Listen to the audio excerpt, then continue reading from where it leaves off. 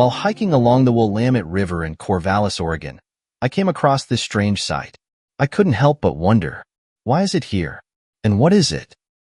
Every story has a beginning, and this one starts with a short stream that runs through South Corvallis. Many people see it every day without realizing its past significance or thinking about its current role. This stream is known simply as the Mill Race. The map shows South Corvallis in 2015, but with the original alignment of the Mill Race shown in purple. This stream was significantly restructured 175 years ago to provide power to businesses. This fact gives the Mill Race the distinction of being the oldest constructed feature used in the settlement and industrialization of what is now called Corvallis. Before settlers came and remodeled the landscape, South Corvallis was mostly a wet prairie. The Marys River overflowed its banks in times of high water and spread out over the South Corvallis Prairie, forming corridors of wet prairie as the water drained away. In the mid-1800s, Joseph Avery included this drainage corridor in his land claim because of its industrial potential. In the fall of 1850, Avery and his business partner had Chinese laborers deepen the natural corridor by hand and dam the Marys River to divert water into the mile-long ditch. And so the Mill Race was born. The term mill race is defined as a current of water that turns a water wheel, such as this mill race in Springfield, Oregon, that flowed through an early wooden culvert. In Corvallis, the flowing water provided power for Avery's sawmill, which was built near the confluence of the Mill Race and the Willamette River and was the first mill in the area. Avery's dam, made of stone and logs, washed out twice within the next 2 winters, but was rebuilt both times. In 1855, Avery added a grist mill to the property to grind grain into flour. Corvallis was the head of steamboat navigation and Benton County flour was in high demand. The grist mill was sold twice before burning down in 1873, but the convenient location and power provided by the mill race were too significant to be ignored. In 1875, a new mill, named the Corvallis Flouring Mill, was operating at the site of the old grist mill. Chinese laborers were hired again, this time to straighten the mill race with horse-drawn equipment. By 1880, Henry Fischer had bought all shares of the Corvallis Flouring Mill. Fischer was an early Corvallis mega-businessman. He was born in Germany, immigrated to Illinois with his family at age 4, and learned how to make flour at his father's wind-powered flour mill.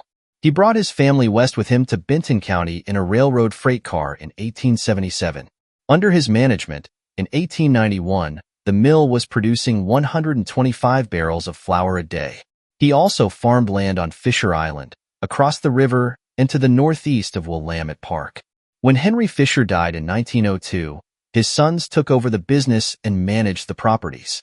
In the 1900s, development of the area and the mill continued. By 1912, a brick building several stories high was built over the mill race to house 3 water-powered turbines. Even with all this industrial growth, the mill race and Lower Marys River were still used recreationally.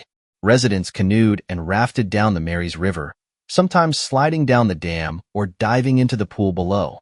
Mill Race was also the site of the tug-of-war between the Oregon State University sophomore and freshman classes of 1917 and 1918. And by the way, the class of 1918 won by dragging the losing team through the stream. The mill was restructured and reopened in 1924. The mill was renamed Valley Milling Company in 1938 and produced livestock feeds and flour. In 1942, like Avery's mill before it, Fischer's mill burned down after 65 years of almost continual operation. Yet another factory, Chapman Manufacturing, was built by 1947 at the previous Fischer mill site. Ralph Chapman invented and produced Chapco board, a type of paneling made from wood chips.